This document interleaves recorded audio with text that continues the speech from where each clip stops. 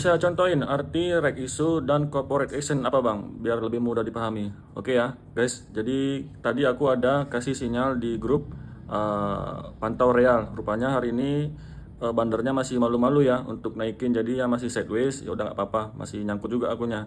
Kadang-kadang gitu ya, kadang kalau tesis kita agak meleset dikit, ya analisanya ya udah tungguin aja nggak apa-apa, karena kan itu belum reloss ya. Mudah-mudahan tapi hari Senin aku optimis ya, hari Senin itu real kayaknya bakal terbang karena aku perhatikan MG mulai akumulasi dari bawah dia. Jadi sepertinya Senin mudah-mudahan terbang ya real.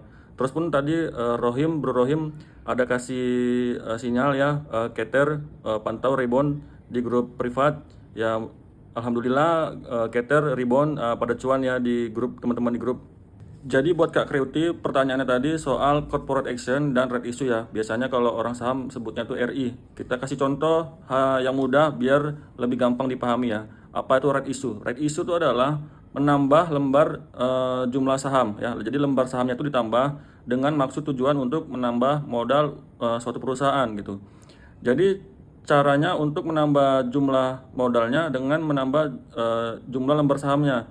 Kalau dianalogikan seperti ini, ada 1000 buah apel ya, 1000 buah apel yang diperdagangkan. Oke. Nah, untuk menambah modal satu perusahaan itu akan menambah 500 apel lagi, 500 buah apel lagi. Nah, ini kan saya punya 1000 apel ya. Jadi 1000 apel, posisi saya di perusahaan itu saya punya 10% kepemilikannya. Oke. Jadi 1000 buah apel, saya punya 10% kepemilikan. Tapi perusahaan mau menambah 500 butir apel lagi. Ya, jadi saya wajib membeli 500 butir apel ya kalau saya mau mempertahankan posisi 10% saya di perusahaan itu. Jadi kan perusahaan dapat tambahan modal dari saya gitu. Jadi saham yang beredar, apel yang beredar itu nggak 1000 buah lagi, jadi 1500 karena ada penambahan 500 buah apel. Nah, kalau misalkan saya nggak mau beli 500 buah apel yang tadi, maka kepemilikan saya dikurangi, nggak jadi 10% lagi.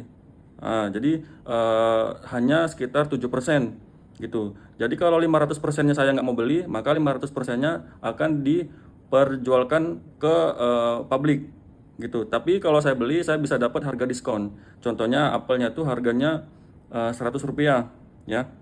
Saya bisa beli di harga Rp80. Tapi saya wajib beli 500 buah apel tadi.